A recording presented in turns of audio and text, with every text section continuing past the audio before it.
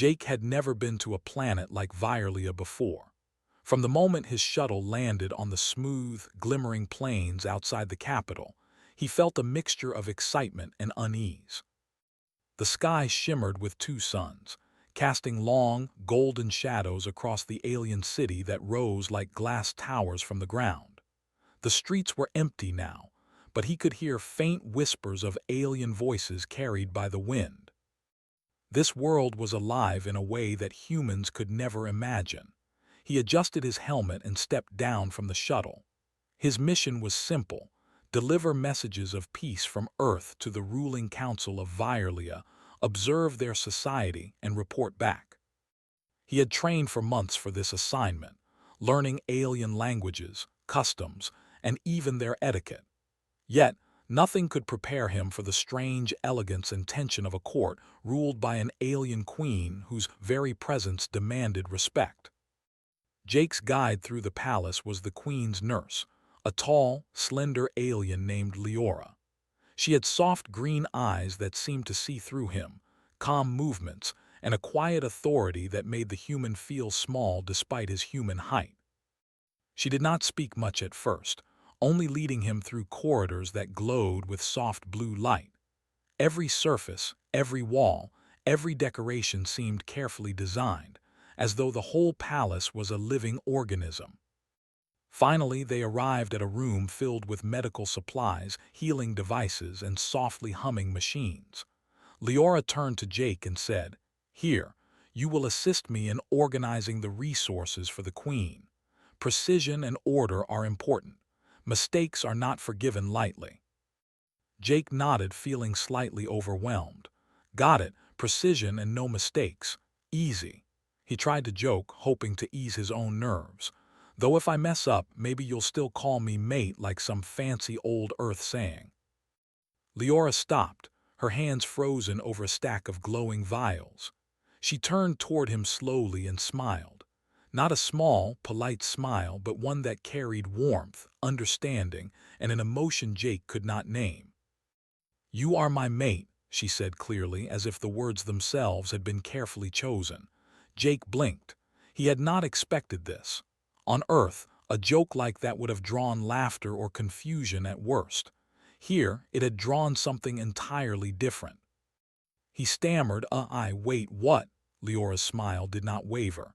"In our culture, a mate is not chosen lightly. It is a bond of trust and responsibility. You have shown the courage to joke in my presence. That is rare among humans." Jake's mind spun. He wanted to laugh, but the atmosphere of the room and the calm seriousness in Leora's voice made it impossible. I was just joking," he said softly, unsure how to proceed. "I understand," Leora replied, "but a bond is recognized even when it is unexpected. Remember that." For the rest of the day, Jake tried to focus on the tasks at hand.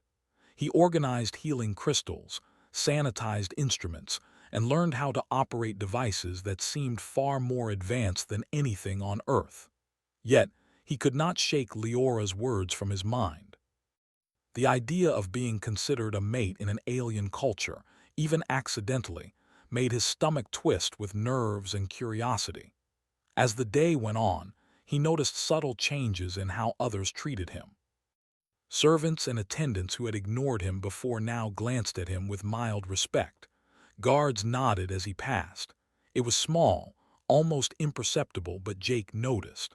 Somehow, Leora's declaration had altered his place in the palace, even if he did not fully understand why. Later, the queen herself summoned him. Jake had seen portraits of the queen before, tall, regal, with silver hair that seemed to shimmer in all directions and eyes that glowed faintly with intelligence. But seeing her in person was unlike anything he expected. She stood in a grand hall, light streaming over her from the high windows, her presence so commanding that Jake felt rooted to the floor. "You are the human I was warned about," the queen said, her voice melodic but firm. "Yet you carry yourself with something unusual." "Humor perhaps, audacity certainly," Jake swallowed. "Your Majesty, I'm here to learn, not to cause trouble." The queen studied him, her eyes narrowing slightly, then softened. Humor is dangerous in my court. It can save a life or end it. Yet I sense that your jokes come from honesty, not mockery. That is rare." Jake smiled nervously. "I guess I have a habit of saying things without thinking sometimes." The queen's gaze softened further and she nodded toward Leora. "You have already been marked by my nurse. That bond may not be understood by your kind, human, but it is binding here." Jake felt a rush of confusion. "Marked? I don't think I understand." "It is not for you to understand fully," the queen replied. "It is enough to know that trust has been given, and that trust must be honored." For the next few days, Jake was given access to areas of the palace most humans never saw. Leora guided him, always nearby, offering quiet advice and explanations of customs. Each day he learned more about Virelian culture, their values, their ways of thinking. He noticed how much respect, even fear, they held for the queen, yet he also saw a tenderness in her relationships with her people. At night, Jake would lie in his quarters and think about the strange bond he had been given. Being called a mate seemed so foreign, yet there was something comforting in it. Leora's kindness, the subtle warmth of her smile, the way she trusted him with tasks and secrets of the palace, it all made him feel connected in a way he had never experienced. One evening, as he helped organize healing crystals in the queen's chambers, Leora spoke quietly. "You may think this bond is light, human, but it carries weight. Others will watch you, test you, try to see if you deserve it." I just want to do my job," Jake said. "I'm not trying to—" "You cannot avoid it," she interrupted gently. "Trust, once given, changes everything. How you handle it will determine much in this court." Her words sank into him. He realized that his mission was no longer simply diplomatic, it was personal.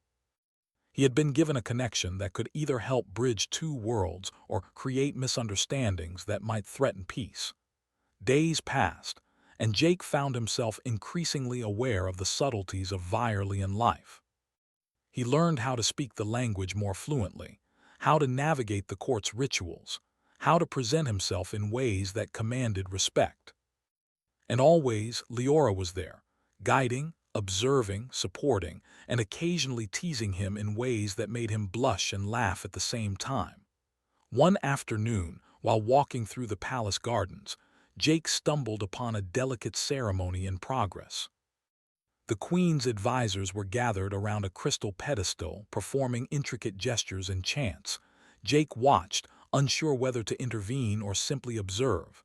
Leora's hand touched his arm lightly. "Do not interfere," she whispered. "Watch and learn. The meaning is in the detail." Jake nodded, fascinated. Every motion, every word, every glance carried significance. He felt a new respect for the intelligence and artistry of Virelian culture. And he realized that being called a mate by Leora was more than a joke or a casual phrase.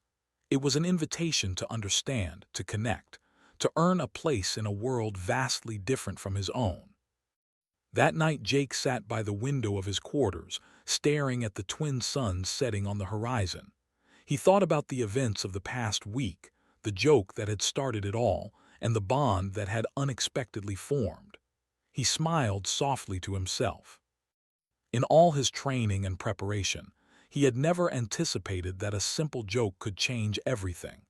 Yet here he was, in the palace of an alien queen, carrying the weight of trust, curiosity, and something that felt strangely like friendship, or perhaps something more. The bond was new, confusing, and delicate, and Jake knew that the days ahead would test him in ways he could not yet imagine. But for the first time since arriving on Virelia, he felt a sense of belonging. A human among aliens, laughed at, guided, and unexpectedly trusted. A human who had, by chance and humor, stepped into a world that was far larger and more complex than he could ever have imagined. And so, Jake prepared himself for the challenges ahead, unaware that a simple joke, "Yes, dear," had set in motion events that would change not only his life, but the future of two worlds. The days on Virelia passed with a strange rhythm that Jake struggled to follow. The palace was alive, not in a noisy way but in subtle, constant motion. Servants moved with quiet purpose, machines hummed in soft patterns, and the walls seemed to pulse with light, reacting to the presence of life. Every time he stepped into a new corridor or room, Jake felt a thrill of curiosity, but also a sense of careful watchfulness. He was, after all, a human in a world that barely tolerated outsiders. Leora remained a constant guide. Every morning she arrived before him, already tending to the Queen's needs, checking healing devices, and reviewing the schedules of the day. Then she would turn her attention to him, speaking in the soft, melodic voice that had become both a comfort and a challenge. She taught him the proper way to move through the palace, how to present himself in front of the Queen and her advisors, and even how to speak in the subtle tonal shifts that marked respect in Virelan language. "You must listen as much as you speak," she instructed one morning as they arranged glowing medical vials in precise order. "A human can speak boldly, but here, words carry weight. Missteps are noted, even small ones." Jake nodded, arranging the vials with care. "I'll try." "Humans usually just say what they think." "You are no longer just a human here," Leora replied. "You have been marked. That brings responsibility, whether you understand it or not." Jake felt the weight of her words. He had joked about being called mate days ago, but now he realized that title had significance far beyond anything he had imagined. Leora's trust, and the trust implicit in the Queen's awareness of him, meant he could not act carelessly. As the week went on, Jake's routine became both familiar and strange. He learned the palace's hidden passages, observed the rituals of the court, and assisted with the care of the Queen when illness or fatigue struck her. Leora's guidance was constant, and her quiet presence reassured him, even as he stumbled over new customs or accidentally breached etiquette. Each time he made a mistake, she corrected him gently, but with a firmness that reminded him he was a guest in a world far older and wiser than his own. One afternoon, the Queen called him to the Grand Hall, a space larger than any human cathedral, with walls that shimmered with living light. She sat on a throne of translucent crystal, her silver hair falling like liquid metal over her shoulders. Her eyes, glowing faintly, focused on Jake as he approached. "You have observed much," she said, her voice echoing softly in the vast hall. "But observation alone does not grant understanding. Humans speak of curiosity as if it is a gift. Here, it is a responsibility. To see, to listen, to act wisely." Jake swallowed. I want to understand, Your Majesty, I really do." The Queen's gaze softened slightly and she gestured for him to step closer. "Then show me. There is an issue in the council chambers. Two factions disagree on how to manage a trade agreement with neighboring worlds. Your perspective may help, or it may disrupt. You must decide how to act." Jake hesitated. He had not been trained for political maneuvering at this level, but he understood fairness, compromise, and the human way of reasoning through problems logically. He followed the Queen to the council chambers, his mind racing. The council was already in heated discussion when they arrived. Alien advisors argued in complex patterns of speech, with gestures and tones that conveyed meaning beyond the words themselves. Jake felt overwhelmed, but reminded himself that he had been given trust and guidance. Leora's words echoed in his mind, "Listen as much as you speak." He took a deep breath and stepped forward. "Excuse me," he said, speaking slowly to make sure he was understood. "Perhaps there is a solution that respects both sides. Maybe there is a middle path." The room fell silent. Jake could feel the weight of 100 alien eyes on him. He continued carefully, explaining his reasoning in simple, clear terms, using logic that bridged human thinking and the principles the Virelians valued. Slowly, he noticed nods from some advisors and even a few murmurs of agreement. By the end of the session, a compromise had been reached, one that satisfied both factions. Jake felt a surge of relief, but also a quiet pride.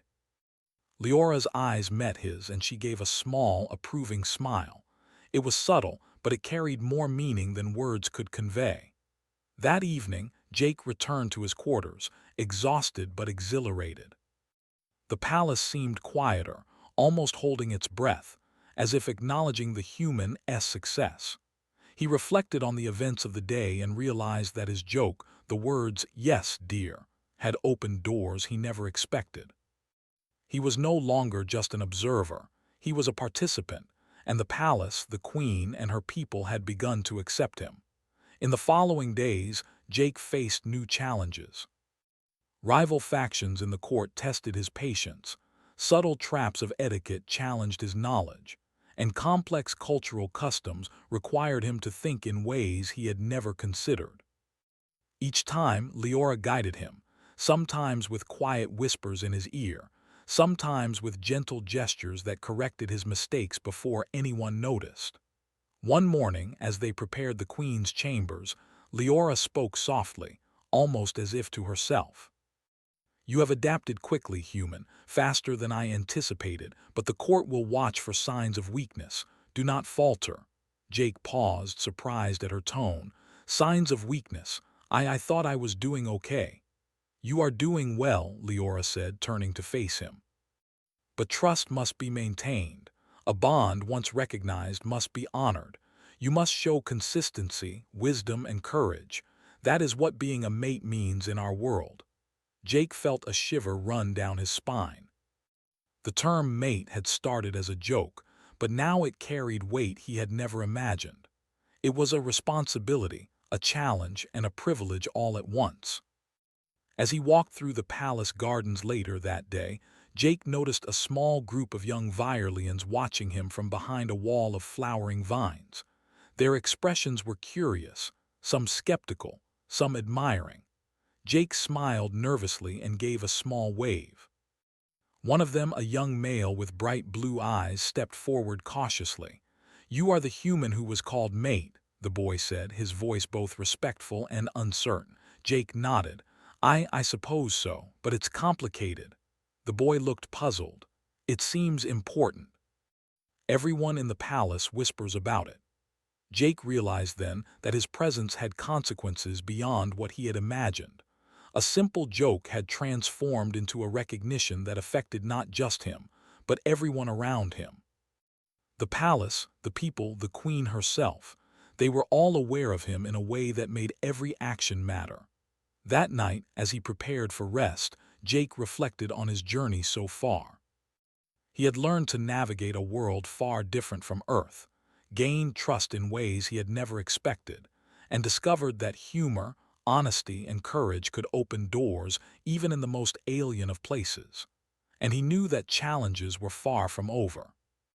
A message arrived from the queen herself, requesting his presence in the private chambers the following morning. Jake felt a mixture of anticipation and anxiety. What could she want? Did she truly trust him, or was this another test?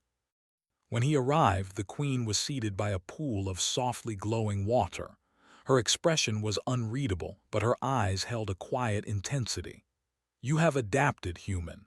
You have shown insight, patience, and courage. But the court is not yet fully convinced. There are still those who doubt you." Jake nodded. "I understand. I'll do my best to earn their trust." The queen stood, moving closer, and for a moment Jake felt the full force of her presence. Trust is not given lightly. Here it is earned through action, not words. You must continue to act with integrity, honor, and respect. Only then will you truly be recognized as a part of this world. Jake felt a renewed determination. He realized that being called a mate was more than a title.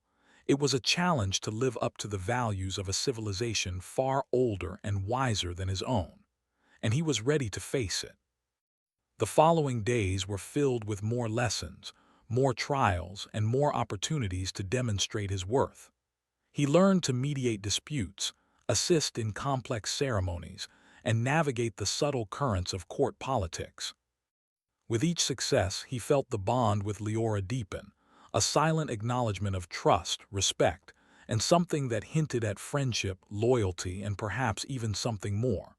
By the end of part 2, Jake had changed. No longer just a human visitor, he had become an integral part of the palace, respected by some, observed by others, and quietly trusted by the queen herself. The joke that had started it all, yes, dear, had grown into a connection that shaped his role, his mission, and the very course of events on Virlia. And yet, Jake knew that the most significant challenges were still ahead. The court would continue to test him, the queen's decisions would become more complex, and the bonds he had formed would be challenged. But for the first time he felt prepared, not just to survive but to thrive, to earn his place, and to prove that humanity, even in a world of aliens, could rise to meet the demands of trust, responsibility, and courage.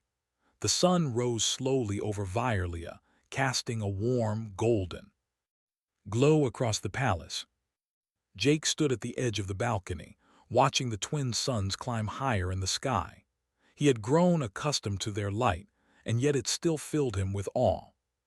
The beauty of this alien world never ceased to amaze him. The shimmering towers, the flowing rivers of liquid crystal, and the gardens that seemed to pulse with life. He had spent weeks in the palace, learning the customs, navigating the complex etiquette, and earning trust. What had started as a joke, yes, dear, had grown into something meaningful, something that placed him in a position few humans had ever experienced. He had been called a mate by Leora, the queen's nurse, and while the title had seemed humorous at first, he now understood its weight. It was trust, honor, and responsibility all rolled into one, a bond that demanded respect and courage. Leora appeared beside him, silent as always, yet her presence was comforting. "The council will meet today," she said softly. "They are waiting to see what you have learned." Jake nodded. He felt a mix of anticipation and nervousness. This meeting was crucial. It would test not only his knowledge and understanding but also the strength of the trust he had earned. "I'll do my best," he said. "You always do," Leora replied, a small smile playing at her lips. "Remember, act with integrity, speak with clarity, and above all, show respect." The council chamber was more imposing than ever. The walls shimmered with living light, and the floor seemed to vibrate faintly beneath his feet. Advisors from every corner of the planet were present, their eyes fixed on him. Some regarded him with skepticism, others with curiosity, and a few with genuine interest.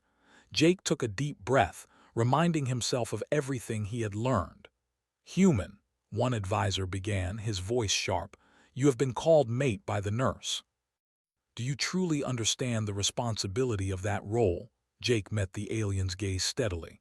"I am beginning to understand," he replied. "It is a bond of trust, respect, and action. I am honored, and I will do everything I can to uphold it."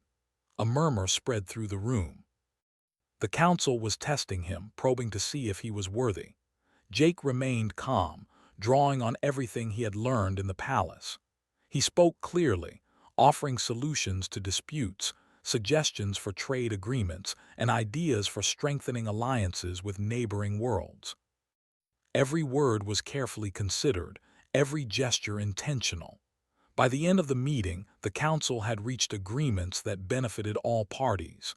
Jake felt a sense of relief, but more than that, a quiet pride. Leora's eyes met his across the room, and he saw approval there, a subtle acknowledgement that he had met the challenge. After the council session, Jake was summoned to the Queen's private chambers. The atmosphere was serene, the soft hum of the palace around them, and the Queen herself seated by the pool of glowing water. Her silver hair shimmered in the light, and her eyes, glowing faintly, studied him carefully. "You have done well," she said. "You have shown wisdom, courage, and adaptability, but the true test is not over. Trust can be earned quickly, but it must be maintained through consistency and action." Jake nodded, feeling the weight of her words. "I understand, Your Majesty. I will continue to act with integrity and respect." The Queen's gaze softened, and she gestured for him to come closer. "You have also earned the trust of Leora. That is significant. Not many humans are granted such a bond. Jake felt a warmth in his chest. I am grateful, Your Majesty. I never expected this. The Queen inclined her head. Expectations are less important than actions. You have shown that a human can rise to meet challenges, even in a world far different from your own. That is why you are recognized here. In the following days, Jake's role in the palace became more defined. He assisted with ceremonies, helped mediate disputes, and continued to learn the intricacies of Virelian culture. With Leora's guidance, he grew more confident, more capable, and more respected. The palace staff, once wary of him, now treated him with polite familiarity. The young Virelians he had encountered in the gardens looked to him with admiration, seeing in him a bridge between their world and the human world. One afternoon, a minor crisis arose. A shipment of essential healing crystals had been delayed, and tensions ran high among the staff and advisors. Jake stepped forward, using his understanding of logistics and problem-solving to reorganize the supplies and calm the staff. He coordinated the retrieval of the shipment with precision, ensuring that no resources were wasted and that all needs were met. By the evening, the crisis was resolved, and the palace ran smoothly once again. Leora approached him quietly, her eyes reflecting pride and relief. "You handled that well," she said. "Not every human could have done it." Jake smiled, feeling a sense of accomplishment. "I'm learning, slowly, but I am learning." As the days passed, Jake realized that his bond with Leora was growing deeper. It was no longer just about the title of mate. It was about mutual respect, trust, and understanding. They worked seamlessly together, often communicating without words, anticipating each other's thoughts and actions. Their partnership became a symbol of harmony between human and Virelian, showing that differences could be bridged through patience, empathy, and courage. One evening, as they walked through the palace gardens, Jake noticed the Queen observing them from a distance. Her eyes were focused, but there was a softness in her expression that Jake had not seen before. Leora's hand brushed lightly against his arm, a subtle gesture of connection and reassurance. "The Queen watches closely," Leora said. "She is testing not only your abilities but also your character. How you treat others, how you handle trust, how you respond to challenges, these are what matter most." Jake nodded. "I will do my best. I want to honor the trust given to me, not just the title." Days later, a formal ceremony was held in the Grand Hall. The Queen summoned Jake, and the entire court gathered to witness the proceedings. Advisors, servants, and young Virelians alike filled the space, their attention focused on the human who had become an integral part of their world. The Queen spoke, her voice carrying clearly through the hall. "This human has proven himself worthy of trust, wisdom, and courage. He has adapted to our ways, respected our customs, and acted with integrity. Therefore, we recognize him not only as a guest but as a valued member of this court." A murmur of approval swept through the hall. Jake felt a mixture of pride, humility, and awe. He had come to Virelia as a visitor, untested and uncertain, and now he stood as someone respected and trusted, not because of his strength or weapons, but because of his character, his intelligence, and his willingness to learn. Leora stepped forward, her green eyes shining. "You have done well," she said softly. "Not every human could have risen to this place. Your bond with this world is stronger than many could achieve in a lifetime." Jake felt a surge of gratitude. "I couldn't have done it without your guidance," he said. "You trusted me when it mattered most, and that gave me the courage to act." The Queen nodded, a faint smile on her lips. "Trust, once given, is powerful. It can bridge worlds, unite peoples, and create understanding where none existed. You, human, have shown that trust can be honored, and that courage and respect can transcend even the greatest differences." In the days that followed, Jake continued his work in the palace, but now with a sense of belonging. He had earned his place, not through force or dominance, but through understanding, patience, and action. His bond with Leora remained strong, a symbol of the connection between human and Virelian, a bridge between worlds. One quiet evening, Jake and Leora walked together through the glowing gardens, the twin suns setting behind them. The air was filled with the soft hum of life, the gentle movement of plants, and the distant murmur of palace activity. "You have changed this place," Leora said softly, "and in doing so you have changed yourself. You are no longer just a human visitor. You are part of our world, recognized, respected, and trusted." Jake smiled, feeling a sense of completion and anticipation. "I never imagined it would be like this," he said. "A joke, a word, a moment of trust, and now I am here, part of something greater than myself." Leora placed a hand lightly on his arm. "That is the power of connection. It can begin in the smallest ways, but it grows into something far more significant. You have embraced it fully." Jake looked around the garden, taking in the beauty, the harmony, and the sense of belonging. He realized that his journey on Virlia had changed him in ways he could never have anticipated. He had arrived as a visitor, unsure and untested, and now he stood as a trusted member of the palace, respected by the queen, her advisors, and the people. And so, under the light of twin suns, surrounded by the beauty of an alien world, Jake understood that the joke he had made, the words, "Yes, dear," had started something far greater than he could have imagined. It had opened doors, built bonds, and shown that humanity, even in the most alien of worlds, could rise to meet challenges, earn trust, and create connections that would last a lifetime. Jake knew that the future held more challenges, more lessons, and more opportunities to prove himself. But for now, he felt a deep sense of fulfillment, knowing that he had honored the trust given to him, earned respect across worlds, and become something more than a visitor. He had become a bridge between humans and Virelians, a testament to courage, understanding, and the power of connection. And in that moment, with Leora by his side and the palace alive around him, Jake felt truly at home.